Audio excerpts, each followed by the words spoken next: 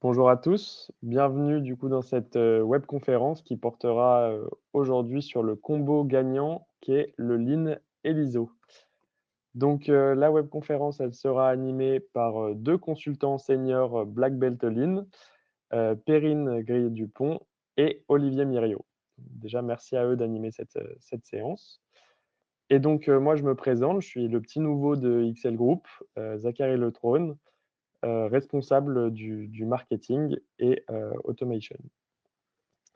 Je vais faire quelques petits rappels, pour, l'organisation. Alors déjà pour le confort de tous, vos micros et vos caméras sont coupés. Vous pouvez aussi poser, vos questions dans le chat, à tout moment. Il y a le petit module, le module chat et nous, on va essayer d'y répondre en cours de route et si on y arrive normalement, et puis sinon, vous pourrez poser vos questions après par mail, nous contacter, même, sur le site et cetera. Et ensuite, donc les slides et le replay qui vous seront transmis d'ici quelques jours, pareil par mail, normalement ce sera lundi. Voilà. Maintenant quelques slides pour présenter le cabinet pour les nouveaux. Donc XL Group, c'est un cabinet de conseil et de formation. Nous, donc on est spécialisé dans, l'excellence opérationnelle et notre mission, c'est donc d'accompagner les clients vers la transformation de leur organisation et ce depuis plus de 35 ans.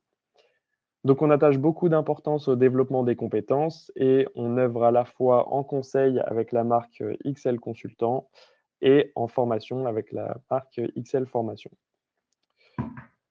On est donc plus d'une trentaine de collaborateurs, des consultants donc qui sont engagés et très tournés terrain et une équipe de fonction support d'une dizaine de personnes. Donc nous, on est positionné à Montbonneau-Saint-Martin en Isère. Pour ce qui est de notre zone, d'intervention, donc c'est, partout en France, que ce soit Lyon, Paris, Lille, Reims, Grenoble, Toulouse et cetera et aussi à l'international. On a notamment une filiale, à Neuchâtel qui a été créée en 2014. Donc nos clients, ils sont issus pardon, de secteurs, très, très variés, à la fois, des PME, des entreprises de services ou même, des grands groupes, industriels. Et pour la formation, on intervient aussi, aussi bien en intra-entreprise qu'en inter-entreprise, avec des modalités qui sont, assez souples et des formations éligibles au CPF. Sur ces présentations, je vais maintenant laisser la main à Perrine et Olivier, donc entre de bonnes mains et encore une fois, vous hésitez pas, si vous avez des questions, vous pouvez les poser dans le chat et je vous souhaite à tous une bonne webconférence. Merci, Zachary et bonjour à toutes et tous. Donc moi je suis, Perrine Grillet-Dupont, donc je suis consultante, chez XL Group depuis 1 an, et auparavant, j'ai travaillé pendant, une vingtaine d'années dans le domaine des laboratoires, d'analyse et je travaille aussi, pour, le compte du COFRAC en tant qu'évaluatrice, technique, sur, certaines normes ISO. Olivier, je te laisse peut-être te présenter? Oui, bonjour à tous, Olivier Miriot. Donc moi, je suis consultant XL depuis 7 ans. J'ai fait une carrière plutôt dans le monde automobile, très orientée, production, même si j'ai commencé par mon premier métier, c'était de la qualité. Et puis, j'ai aussi travaillé dans la blanchisserie industrielle, voilà, en tant que responsable de site. Donc aujourd'hui, notre sujet de cette, webconf, c'est de vous parler, de la combinaison entre Lean et ISO. Et pour cela, on va d'abord, vous faire des rappels, simples de ces 2 concepts. Sur la base de nos expériences, diverses et variées, on vous présentera les divergences qui sont fréquemment rencontrées dans les organisations sur la mise en application, de ces 2 démarches. Ensuite, on vous présentera, un petit peu plus en détail les synergies qui sont possibles et qui sont parfois, finalement relativement évidentes. Et enfin, les facteurs de réussite pour que ces synergies puissent bien, fonctionner. Et pour conclure, eh ben, on vous présentera les bénéfices qui peuvent être obtenus dans l'application de ces 2 démarches. Alors quelques rappels, tout d'abord sur, ce que c'est qu'un système, de management intégré ou un système, ISO. Donc un système ISO, c'est avant tout un système d'organisation des activités, qui va être, défini par l'organisme, qui va en particulier définir les interactions entre ces activités au sein de son organisation. À partir de là, va en découler sa politique qu'il va vouloir mettre en œuvre, les objectifs qui sont rattachés à cette, politique et qui vont décliner in fine toute la feuille de route, qui va s'appliquer ensuite dans l'organisation avec, bien évidemment l'ensemble des différents procédures, des différents référentiels qui vont être appliqués dans l'entreprise pour pouvoir, respecter l'ensemble des exigences et puis, appliquer tout simplement les décisions qui auront été prises au niveau de cette politique. Olivier, quant à toi, côté Lean? Côté Lean, le Lean Management, c'est aussi un système de management, hein. Alors, par contre, on va s'intéresser plutôt à la valeur ajoutée. L'idée, c'est de d'apporter au client le maximum de valeur ajoutée, un minimum de temps, avec le juste nécessaire de ressources. Lean, hein, pour rappel, en anglais, ça veut dire maigre. Alors, j'aime pas trop ce mot-là. Moi, je préfère affûter, donc vraiment au juste nécessaire, juste ce qu'il faut pour pouvoir bien travailler. Alors, c'est aussi un système de production, c'est quand même très orienté production, même si le Lean, c'est aussi production, ça peut être de pneus, de voitures, mais ça peut être aussi de services, hein, on est beaucoup dans le service. C'est une organisation de travail, c'est une façon de faire, c'est une méthode de gestion, de gouvernance, puisqu'on va vraiment embarquer l'ensemble des structures de l'entreprise. C'est aussi avant tout, hein, s'il faut se rappeler, et ça on le fait à chaque fois qu'on fait des formations, c'est aussi une philosophie, une culture, un état d'esprit, une façon de faire qu'on va découler sur les prochaines diapos. Voilà donc ce que c'est que le Lean Management. Alors maintenant qu'on a un petit peu défini le cadre général, concrètement, qu'est-ce qui se passe dans les organisations, quand on voit ces 2 systèmes de management, cohabiter? Une des premières, divergences qu'on peut voir apparaître, c'est, la différence entre, l'approche processus d'une part et l'approche valeur, ajoutée, d'autre part. Concernant les systèmes de management, ISO, quand on parle, approche processus, l'objectif de la réflexion, c'est d'accentuer davantage l'alignement de l'organisation avec le client. Heu, le client en termes de besoins, de ses attentes, mais aussi, d'alignement avec la mesure, de sa satisfaction. Donc pour cela, on va définir, les processus qui contribuent, à la chaîne de valeur et puis on va définir clairement quels sont les processus supports qui vont venir aider et appuyer ces processus métiers, dans l'exécution de leurs tâches et de leur quotidien. En parallèle de ça, l'ensemble de cette organisation va être piloté et structuré, par des processus du système de management, par exemple, ou de la gouvernance, qui sont là pour donner le cap et toujours s'orienter vers la satisfaction, des clients.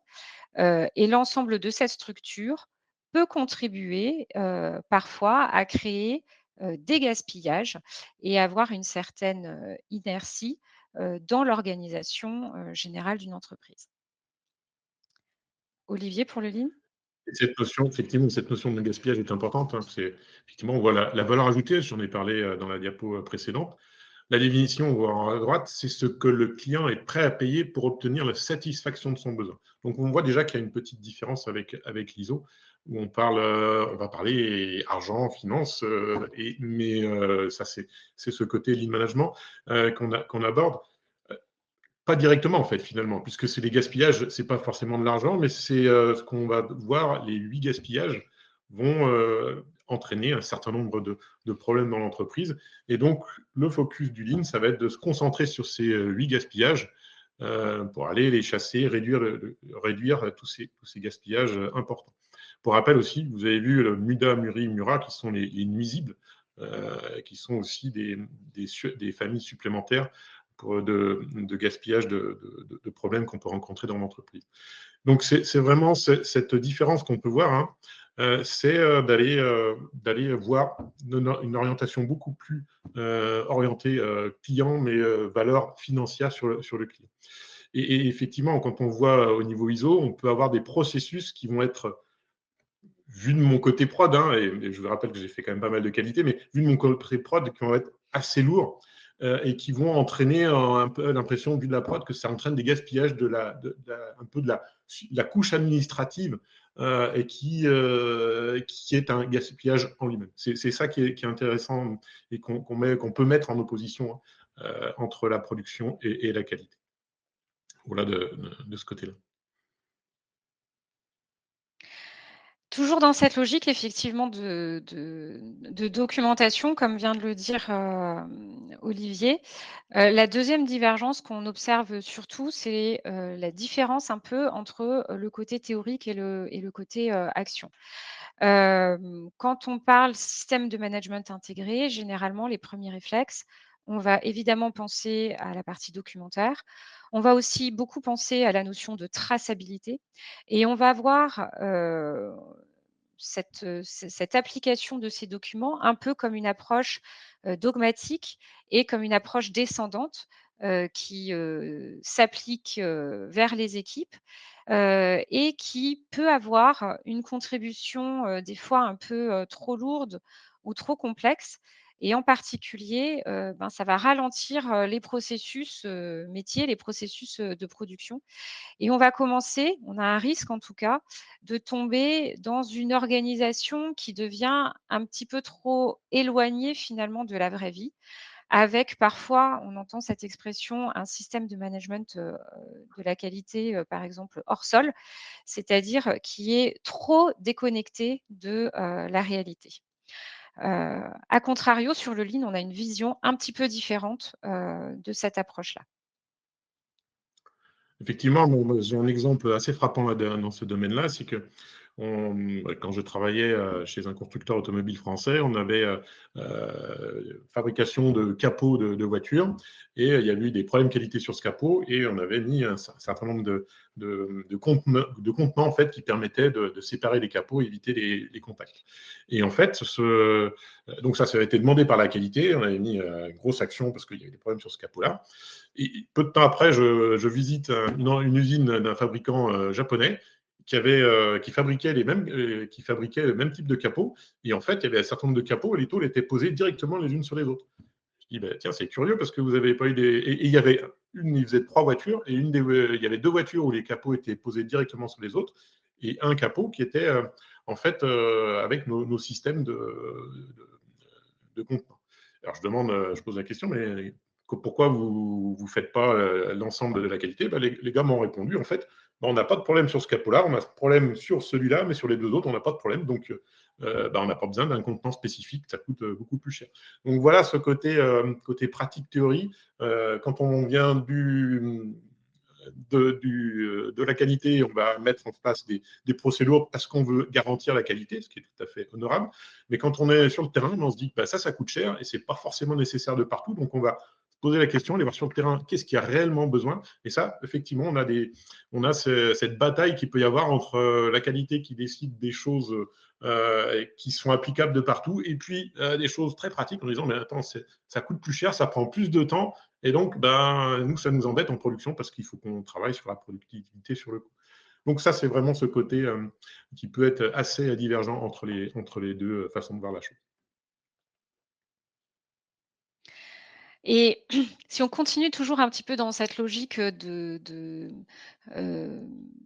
dogme ou de standardisation et ben, on va, toucher finalement aussi aux aspects, contenus, des référentiels, des procédures, des standards et où, l'objectif, d'un système, de management, c'est vraiment d'avoir de manière, formalisée, de manière détaillée, l'ensemble des informations qui sont nécessaires pour effectuer telle ou telle opération, comme le disait Olivier, l'objectif, c'est vraiment de garantir que le système est efficace, que les produits sont fiables et de limiter le plus possible la variabilité des produits.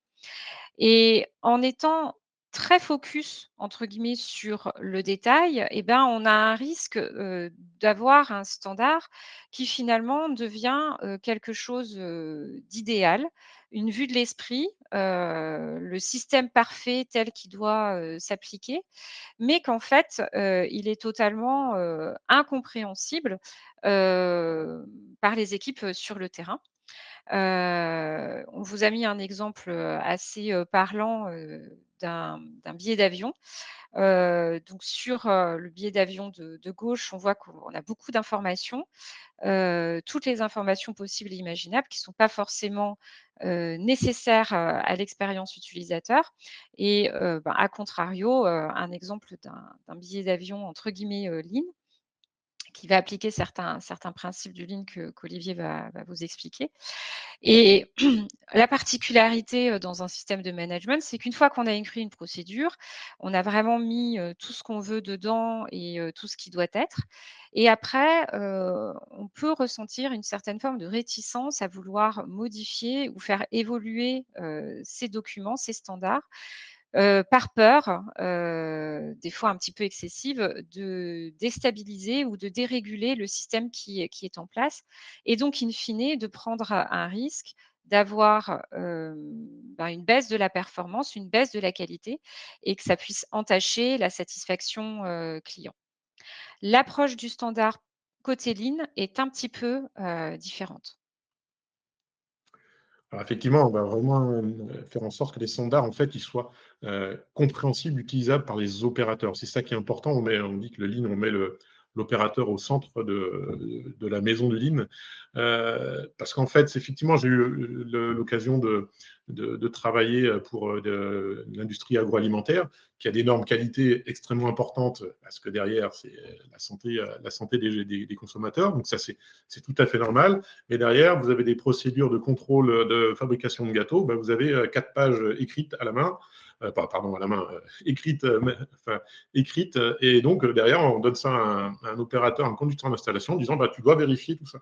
Donc, pour l'opérateur, ben, le conducteur d'installation, il a l'impression de perdre du temps, de ne pas trop savoir pourquoi on demande de faire ça. Donc, il le remplit.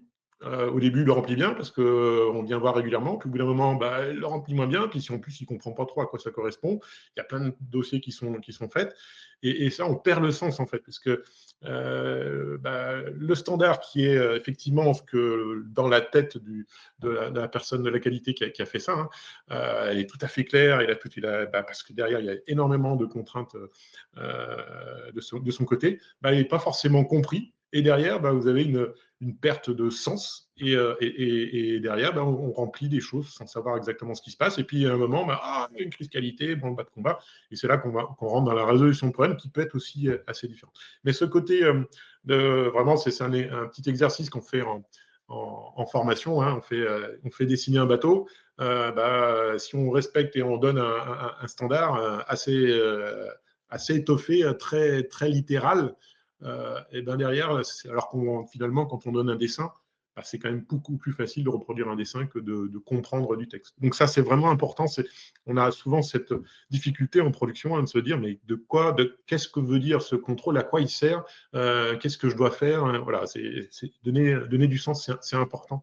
Et souvent, c'est assez divergent. Il peut y avoir des conflits à ce niveau-là très importants. Tout à fait et ce qu'on voit aussi, dans les conflits, potentiels entre, les 2 approches, c'est de se dire, maintenant, qu'on veut essayer, d'améliorer, notre organisation, d'appliquer le principe d'amélioration continue, qui accessoirement est une des exigences effectivement dans les normes ISO. Et ben, c'est cette approche d'amélioration continue qui va être différente. Et pour là, côté système de management ISO, on a des choses assez cadrées, assez bien définies, qui vont vraiment, structurer cette approche d'amélioration continue.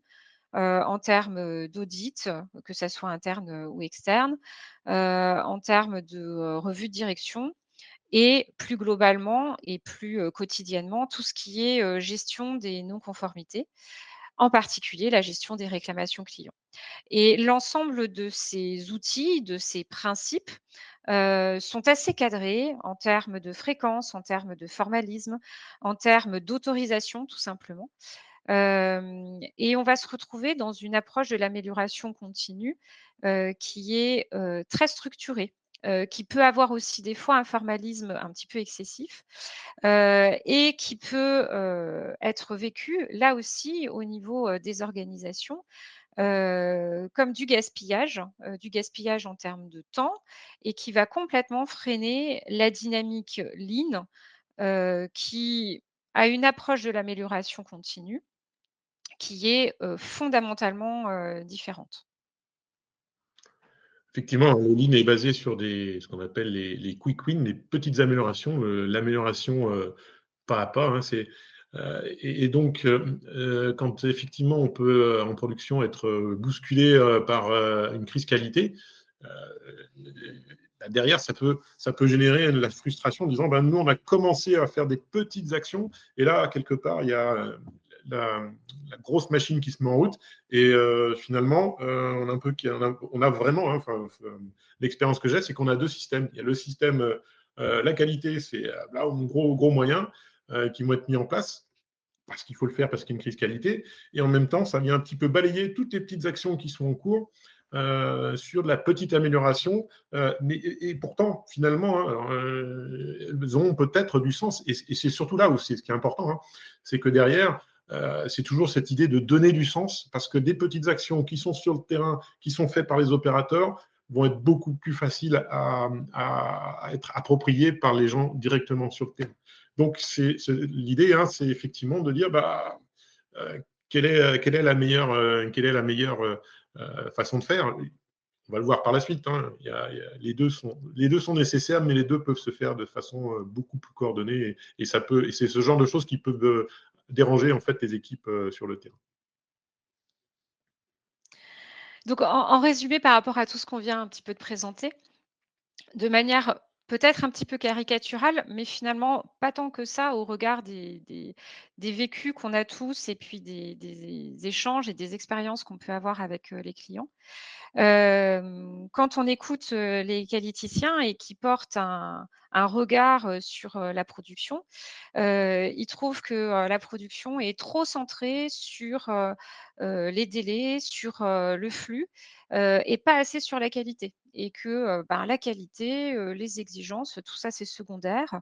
On a autre chose à faire, c'est pas notre quotidien et c'est finalement presque vécu comme une brique, supplémentaire, voire même des fois comme une charge supplémentaire de travail sur laquelle, comme le disait Olivier, on n'a pas vraiment de sens, qui est rattaché, et c'est surtout on n'a pas du tout de temps, à y attribuer. Et ce qu'on entend aussi comme discours, c'est que, les problèmes qualité, sont pas du tout, identifiés ni compris, par les équipes, de terrain. Avec, une culture, finalement, assez faible de la résolution de problèmes. En tout cas, c'est l'approche et ça peut être l'approche et ça peut être le point de vue, de la qualité, de certaines personnes au niveau de la qualité qui, eux, sont vraiment focus sur, les produits, sur la conformité, sur la satisfaction du client et qui vont positionner en numéro un cette notion de qualité et de fiabilité, à prioriser. Et puis la qualité vue par la production, ben, c'est essentiellement trop de documents. Il y a quelques milieux qui sont particulièrement l'agroalimentaire, tout ce qui est aviation, tout ça, tout ce qui est aéronautique, c'est assez impressionnant, tous les documents qui sont à traiter, à gérer. Hein.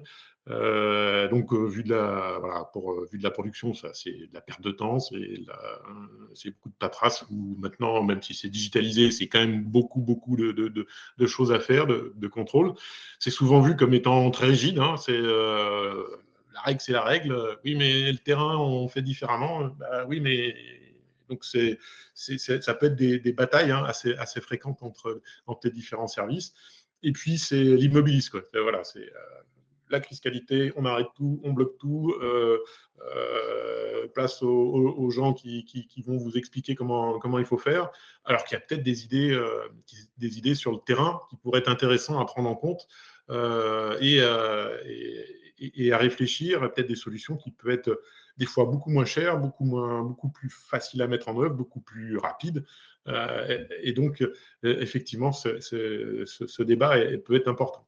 Alors là, on a l'impression d'avoir fait le match. Je ne sais pas qui c'est qui gagne entre Perrine. On pourrait faire un sondage qui c'est qui gagne entre la qualité et la production. L'idée n'est pas là. Hein. L'idée, effectivement, c'est essayer de dire, OK, ça c'est le constat, mais qu'est-ce qu'on peut mettre en place? Qu'est-ce que finalement, est-ce que le Lean et l'ISO ne sont pas si différents que ça? Donc, voilà, Perrine, on va essayer de remettre la balle au centre et essayer de trouver les différentes synergies possibles. Tout à fait. Alors, fort heureusement, alors c'est vrai que, en termes de vision, c'est une vision, un petit peu ancienne. Je lisais, un des commentaires, là-dessus. Pour autant, pour, côtoyer, pas mal d'entreprises, même si, il y a beaucoup de choses qui ont évolué, on constate encore quand même ces discours-là et des fois même des historiques qui finalement, sont encore assez lourds, dans les approches et dans les organisations. Mais fort heureusement, les choses changent et il y a de plus en plus de points communs bien évidemment qui vont émerger. En particulier, ce qui est assez intéressant, c'est, une norme qui, est sortie il y a quelques années, la FDX 58 et 819, qui crée justement, toute cette synergie, enfin qui a vocation à créer toute cette synergie, entre le Lean, et l'ISO. Et l'approche de cette norme est assez intéressante, parce qu'en fait, elle positionne les 2 systèmes de management, à travers la notion de qualité rentable.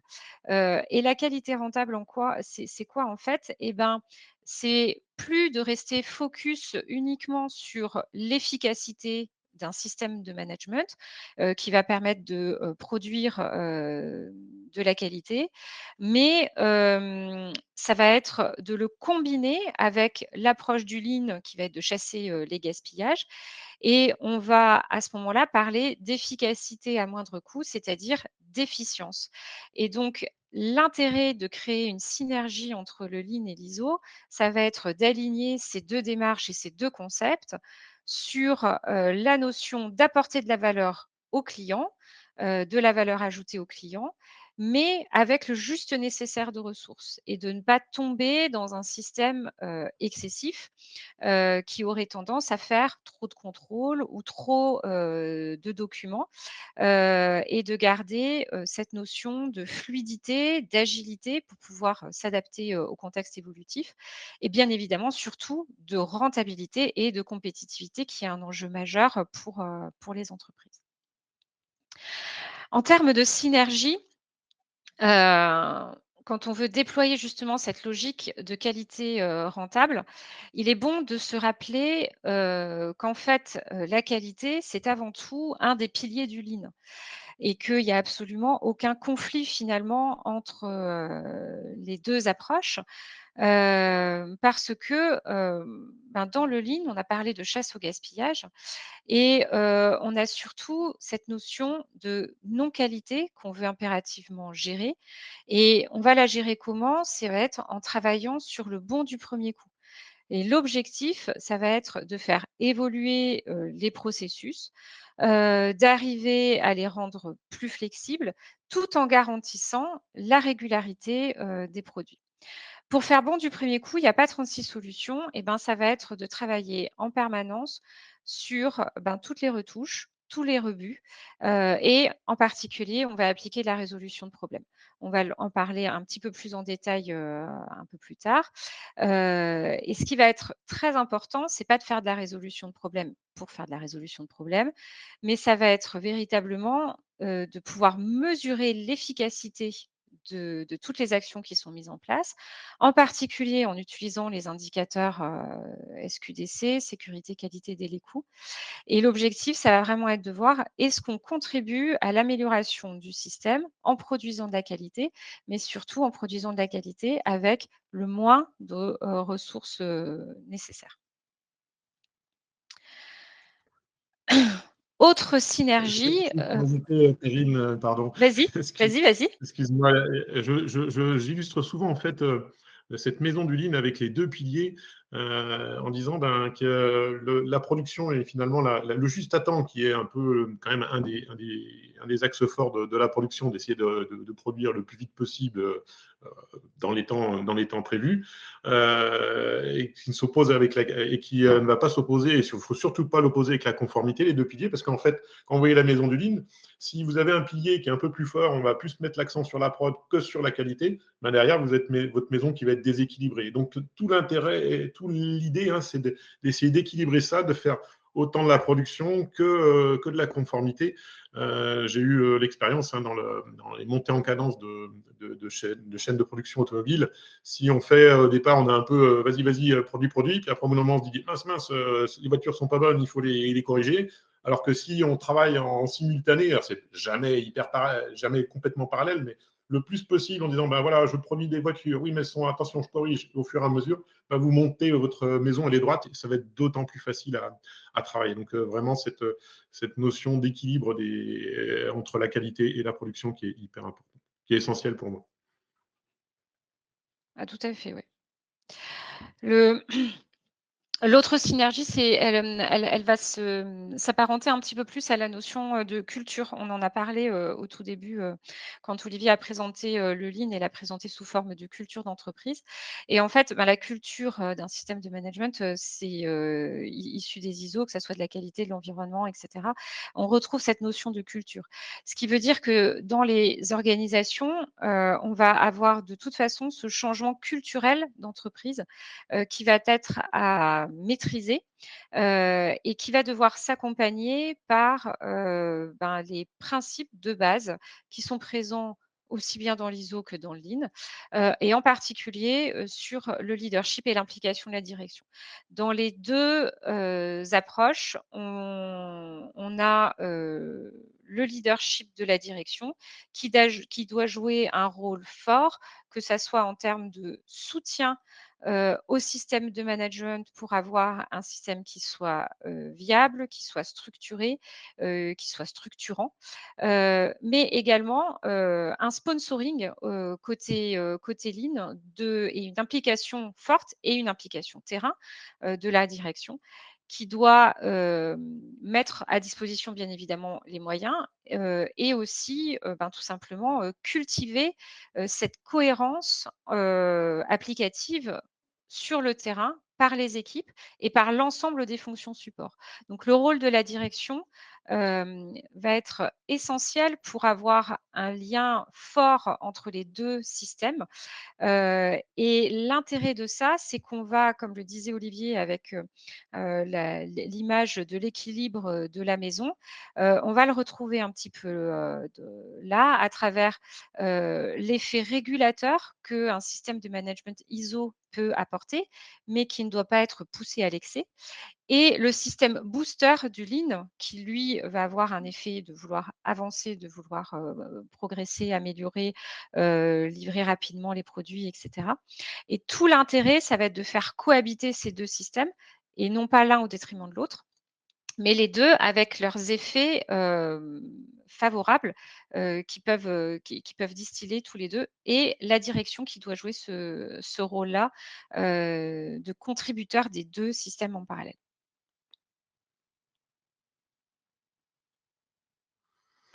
Alors, effectivement, tu as parlé de la direction, c'est important, de l'alignement stratégique de l'entreprise. Donc, on voit que c'est deux choses qu'on retrouve dans l'ISO et dans le Lean. La revue de direction ISO, c'est un des fondamentales. Une revue annuelle pour la plupart du temps, c'est ce qu'on demande. Et bien, tout ça, ça va pouvoir se mettre dans un système Lean avec ce qu'on appelle la matrice en X qui va permettre d'aligner. C'est des outils qui vont permettre d'aligner la stratégie qui va se transformer en A3 de transformation. c'est-à-dire des grands chantiers. On voit un petit peu, alors on le voit mieux sur la carte de transformation. Effectivement, on va définir une stratégie qui va nous être déclinée en plan de transformation et qui derrière va être transformée en chantier. Et tout ça, en fait, par rapport à la direction, c'est décliné à chaque niveau de l'entreprise. Et là, c'est là où on retrouve de donner du sens, en fait. Pourquoi est-ce que, effectivement, moi, mon chantier d'amélioration comment dire, d'organisation de mon atelier, à quoi il sert? Parce que dans la stratégie, on a prévu de faire 20% de productivité en moins. Et derrière, tout ça, ça va vraiment pouvoir se connecter avec la revue de direction ISO. Et puis, c'est un système de boucle, hein, une route d'énigmes PDCA, où le chantier va peut-être pas forcément se passer comme prévu, les gains vont peut-être pas être aussi grands que prévu. Derrière, ça repasse dans la boucle parce que peut-être que derrière, on n'a pas mis assez de moyens. Et donc, ça va être dans un système d'amélioration continue qui est tout à fait ISO, qui est tout à fait lean. On est complètement là-dedans. C'est tout ce système qui se met en route et chaque année progresse un petit peu en embarquant l'ensemble des équipes. Ça, c'est super important de pouvoir mettre ça en phase avec, en rajoutant aussi des effets de diagnostic qui peuvent être, alors que ce soit l'audit du diagnostic, pour moi, c'est à peu près la même chose, et ça devrait être la même chose, mais qui vont alimenter tout ça et permettre l'amélioration continue. Hop, prochaine diapo est à moi aussi. Et tout ça, cette amélioration continue va être renforcée par cette notion de résolution de problèmes. Là, on en parlait au début, hein, c'est vrai que c'était très caricatural, et il y a eu quelques commentaires qui disaient votre vision, c'est il y a 20 ans. Je suis d'accord, ça a beaucoup changé, Perrine l'a déjà précisé. On va donner les clés au terrain en leur apprenant. Ça, c'est vraiment quelque chose aussi dans le Lean, on essaye de mettre ça en place, hein, d'apprendre au niveau le plus bas d'une usine, de pouvoir résoudre des problèmes, donc de leur apprendre à résoudre des problèmes de façon efficace. Chez Michelin, la méthode s'appelait la méthode dorée, démarche pour obtenir des résultats efficacement, et on apprenait aux opérateurs à faire un micro DMAIC, donc de bien définir son problème, le mesurer, l'analyser, l'innover et le contrôler. C'est ce qu'on revoit, hein. Et donc ça, c'est une des clés, hein. C'est de pouvoir non seulement que ce soit le service qualité qui vienne résoudre les problèmes, mais qu'on donne aussi la possibilité aux gens du terrain à résoudre les problèmes en appliquant des standards. L'objectif, bien sûr, étant de faire du bon du premier coup. Mais se poser les bonnes questions, ça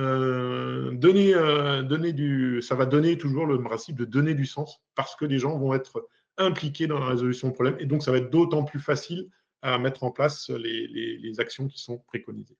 Voilà sur la partie résolution de problèmes.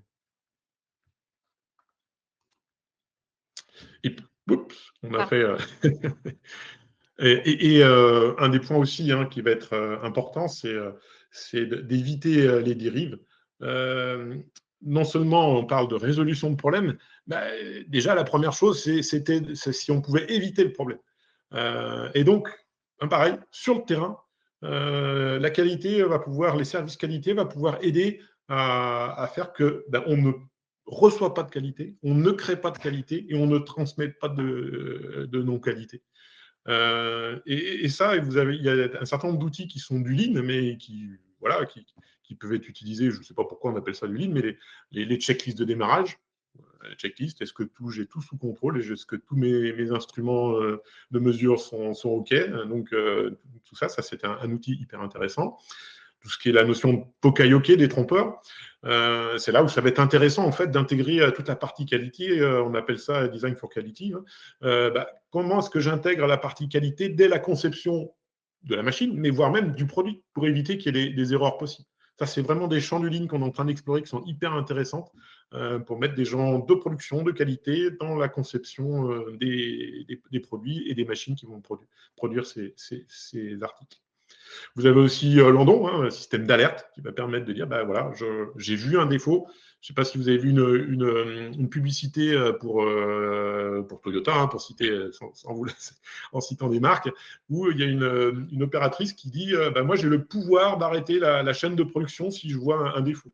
Et c'est ce qu'on appelle l'endon, c'est tire une cordelette qui va arrêter la ligne et on va traiter le problème. Donc toujours, hein, ça donne du sens, ça donne de la responsabilisation, hein, l'idée, on responsabilise les gens du terrain. Et la production, la qualité, ce n'est pas une affaire du service qualité, c'est aussi une affaire de la production.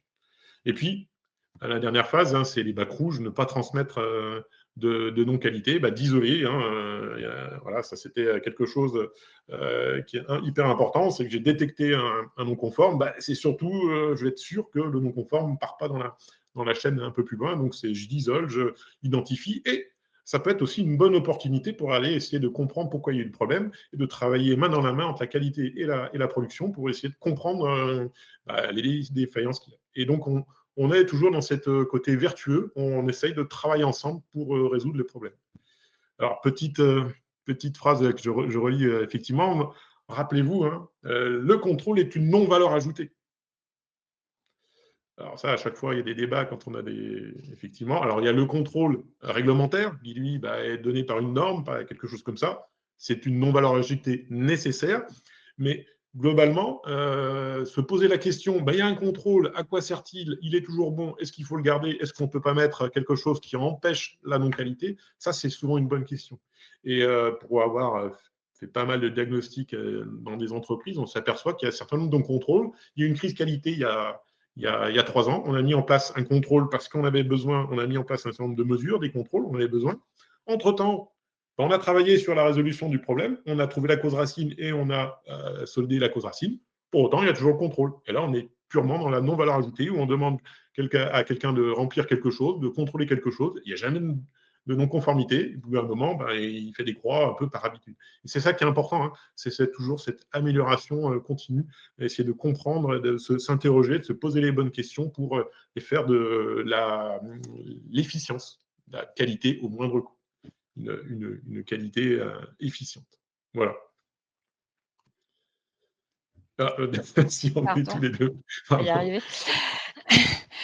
On a parlé effectivement résolution de problèmes, on a parlé résolution de problèmes de manière pérenne pour faire en sorte que ça n'arrive plus. Et il y a un autre niveau qui est apporté par les normes ISO, par la 9001, c'est la notion de risque et d'opportunité. Et donc là, grosso modo, on est plutôt dans une logique anticipative des problèmes. Donc on va encore à un stade un petit peu plus loin. Et l'idée, c'est quoi? C'est à travers des outils. Il en existe plusieurs, mais en particulier, il y en a un qui est relativement déployé dans les entreprises, c'est l'AMDEC, qui va permettre qu'on fasse au quotidien, soit à travers effectivement, pourquoi pas les revues annuelles, les revues de direction, soit tout simplement quand on fait des chantiers d'amélioration, des chantiers Lean, des chantiers Kaizen, ou même au quotidien avec les AIC et les relevés terrain, de faire partager les équipes de production sur l'analyse de leurs risques, en tout cas l'identification des risques et des éventuelles opportunités. Et là, on va commencer à rentrer dans un système qui est hyper vertueux parce qu'on va vraiment complètement aligner d'une part les idées et les plans d'action qu'on va même pouvoir intégrer dans la feuille de route, qui vont permettre d'améliorer le système global, de résoudre des problèmes qui potentiellement peuvent arriver et qu'on va détecter tout au long de notre quotidien, du processus de fabrication, etc. Et ça permet de l'allier directement avec les exigences normatives qui demandent justement aux entreprises d'avoir cette logique préventive et anticipative. Et l'idée, c'est quoi? C'est d'avoir une capacité de pouvoir s'adapter plus facilement à l'environnement et aux évolutions qui peuvent arriver. Et donc, in fine, d'avoir une entreprise et une organisation qui est plus robuste. Donc, cette approche-là est vraiment très, très pertinente.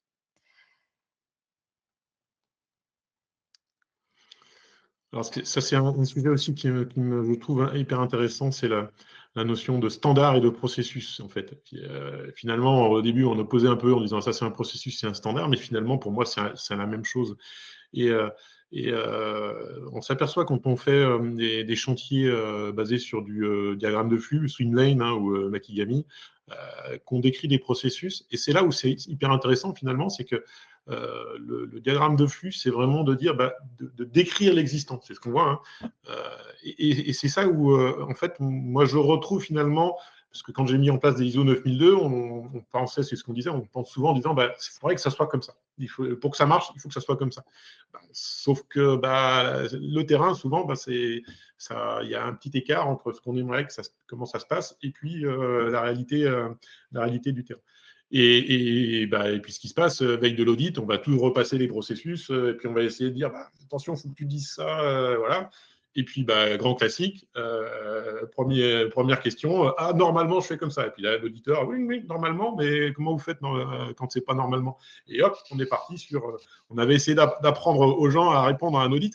Et c'est là où je me dis, c'est dommage, parce qu'en fait, si le processus des décrits correspond à ce qui se fait, ça va être beaucoup plus intéressant plutôt que effectivement de décrire comment ça devrait faire. Et donc, d'utiliser les diagrammes de flux, les streamlines pour décrire les processus, ça c'est une bonne pratique.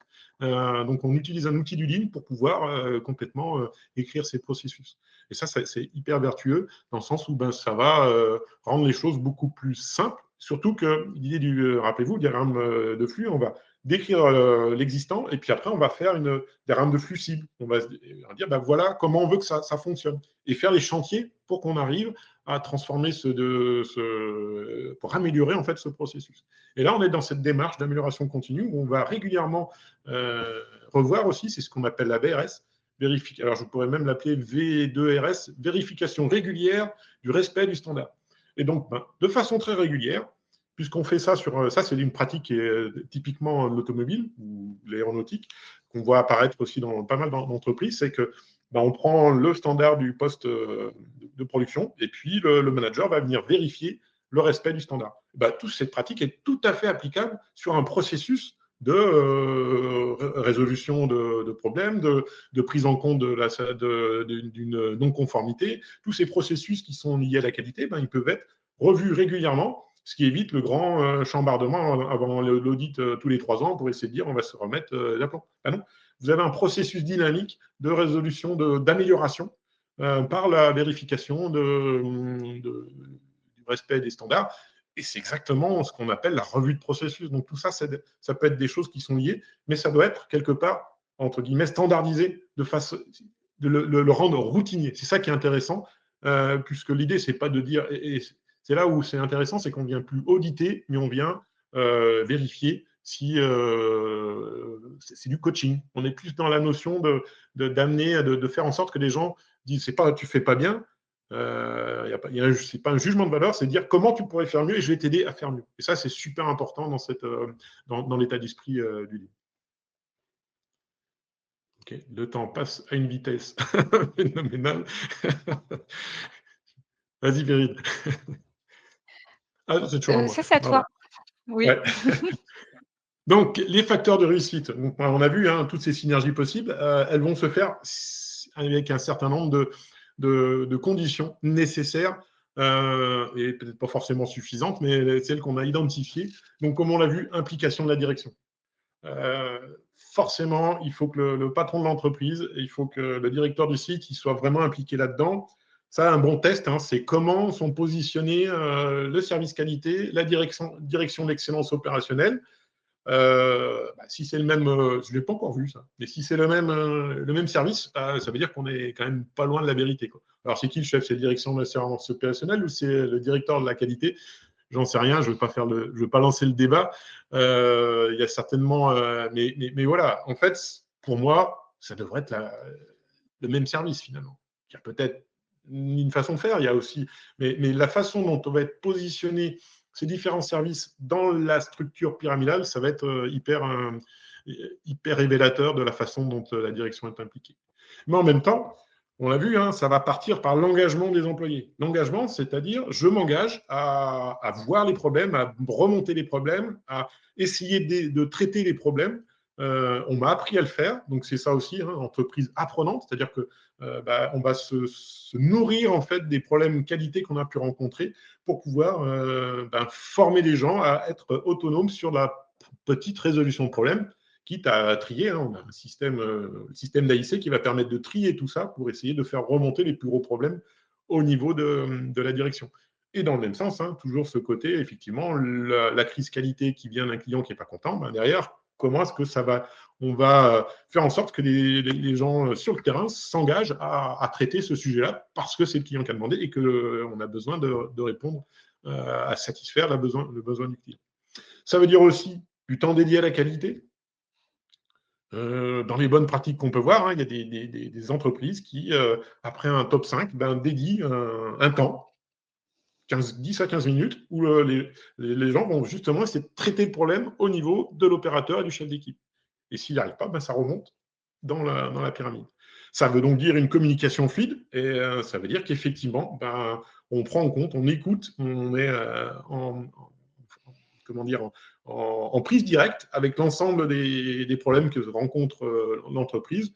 Et puis derrière, retour d'expérience qui permet de dire, voilà, ce qu'on n'a pas bien fait sur ce produit-là, qu'est-ce qu'on fait pour améliorer le suivant ou la prochaine version, des choses comme ça. Toujours être en amélioration continue. Donc vraiment, c'est un des grands principes pour réussir cette synergie. Voilà. Vas-y, Perrine. Hop, c'est moi qui... Vas-y. Quoi d'autre dire? Hop. Alors, effectivement, fusionner les deux systèmes, j'en ai un peu abordé. Hein, l'idée, vous avez la pyramide de pilotage, hein, c'est les fameuses AIC, animation intervalle court. Et donc, de créer toute cette synergie où on va venir capter des problèmes sur le terrain pour les faire remonter, traiter au bon niveau. Comment on fait? C'est la notion de MAC. Est-ce que toi, monsieur l'opérateur, tu as vu un problème?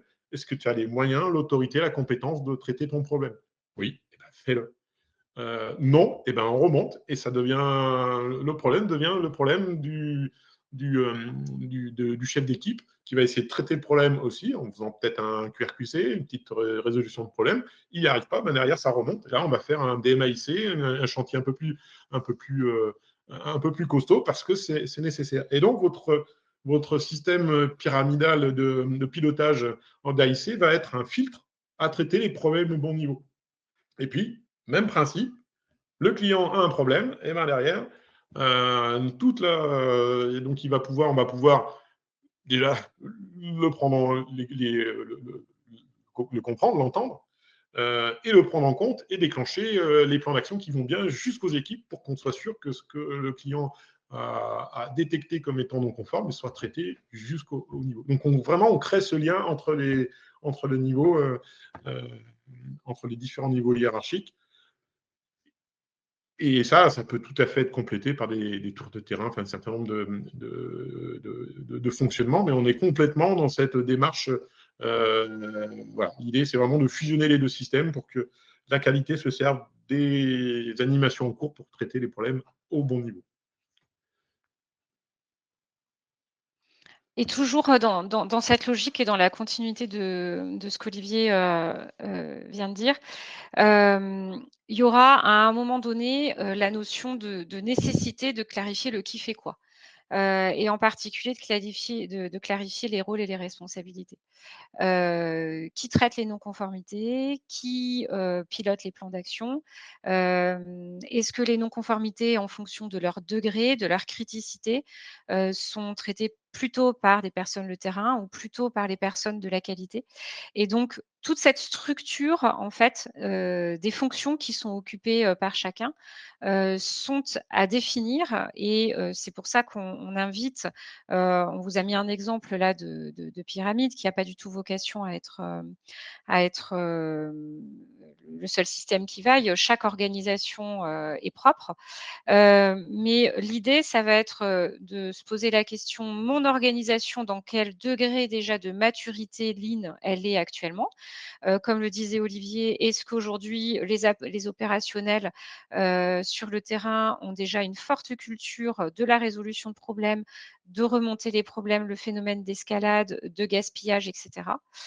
Quel est aussi le degré de maturité du middle management? Est-ce qu'ils arrivent à se positionner dans cet environnement lean en tant que support, à leurs équipes, et de les aider à les accompagner dans leur quotidien. Et l'idée, ça va être de venir connecter, tout ce système, de venir connecter le système qualité, et le service qualité en lui-même, qui a un rôle à jouer et quel va être son rôle et quelles vont être ses missions et quelles vont être ses fonctions. Comment est-ce que, le service qualité va intervenir, dans la résolution de problèmes? Dans quelle mesure ils vont laisser les opérationnels de terrain les résoudre tout seuls, dans quelle mesure ils vont intervenir, par exemple pour apporter, un regard extérieur, par exemple pour apporter un recul et un degré analytique un petit peu différent. Si par exemple, vous avez, des personnes qui ont une qualification en Six Sigma ou qui aiment bien, traiter avec, des outils statistiques et qui vont permettre, de venir étayer certains éléments de résolution de problèmes, de pouvoir suivre aussi l'efficacité, des actions correctives qui sont mises en place. Et quand on va aborder les chantiers, un petit peu plus complexes, par exemple, de type, 8D, et ben, qui a sa part? Qui a sa part pour piloter le chantier? Qui a sa part pour piloter le plan d'action? Et puis qui a sa part après pour faire vivre le système. Et cette notion, de rôle et de responsabilité, non seulement ça doit être, défini, probablement quelque part sur un document, mais aussi et surtout ça doit être véritablement compris, et c'est ce qui va faire, le liant au niveau des équipes puisque chacun, aura vraiment, clairement établi dans sa tête quel est son rôle à jouer et pourquoi est-ce que son rôle est positionné de cette manière-là. Hem Le dernier facteur de réussite, on en a déjà, un petit peu parlé, donc je vais pas trop, le détailler. Mais on a parlé, Olivier a pas mal parlé de l'aspect, documentaire et on vous propose, ici, un cycle un petit peu de principes, d'amélioration, documentaire, entre, un processus qui est connu, déjà de le mettre à jour sur la réalité terrain et sur le processus, réel. Ce processus réel et de le comparer par rapport aux exigences, que ça soit client, normative et cetera, réglementaire. Et puis, de le corriger éventuellement s'il y a des dérives qui sont, identifiées. Et ensuite, ce processus entre guillemets, «épuré», il faut pouvoir, vérifier si, effectivement il est, applicable et procéder éventuellement aux ajustements sur le terrain pour avoir un processus qui est à la fois efficace et efficient. Pour être efficient, les règles simples, des documents, c'est d'avoir des documents qui sont lisibles, le moins de phrases longues possible, le plus de visuels et que ça soit, surtout co-construit avec les utilisateurs de ces documents. Et enfin pour terminer, parce qu'on arrive au bout de cette webconf et pour répondre à une des questions, que j'ai vues apparaître sur, la définition des processus, on vous a mis un tableau simple, sur, la corrélation entre les outils Lean, d'une part et les exigences, ISO, d'autre part, par chapitre, qui vous permet, éventuellement de piocher et de voir, toute la contribution, positive que certains outils spécifiques peuvent apporter à la construction, d'un système, de management. Donc ces documents seront disponibles bien évidemment, ils vous seront envoyés, à l'issue de la webconf. Donc les bénéfices, de la démarche, on en a déjà un petit peu parlé, c'est que déjà quand on a les 2 systèmes qui fonctionnent bien, qui ne sont pas en conflit et qui sont vraiment, alignés depuis, le top management jusqu'à l'application sur le terrain et mathématiquement, on va observer une amélioration déjà, des produits ou des prestations qui sont proposées aux clients. De fait, une amélioration, de la satisfaction client. La marque employeur est également accrue avec des collaborateurs, qui contribuent au quotidien à l'amélioration, du système. Et puis, il y a bien évidemment un intérêt, pour l'entreprise parce que, la chasse au gaspillage, le travail sur la non-qualité va permettre de faire baisser les coûts et d'augmenter sa productivité, sa rentabilité, sa compétitivité. Donc c'est, un cercle vraiment très vertueux d'avoir, les 2 démarches qui cohabitent, efficacement au sein d'une entreprise. Et pour terminer, ce qu'on essaye de prôner, c'est, de quitter justement un petit peu, l'ancien système d'avoir, les départements qualité d'une part et puis, les départements production ou les départements excellence opérationnelle d'autre part, et que ce ne sont pas juste des départements qui cohabitent, dans une entreprise, mais ça doit véritablement être des obsessions, partagées par l'ensemble des collaborateurs, qu'importe la strate et qu'importe, le service auquel ils appartiennent. Voilà, et pour aller un petit peu plus loin, ben, si, vous le souhaitez, on a, tout un programme de formation, mais aussi de consulting qui est possible, sur, des thématiques, comme, la résolution de problèmes, en appliquant, soit, le QRQC ou le 8D. Des formations pour l'audit interne, puisque ça fait partie des besoins normatifs.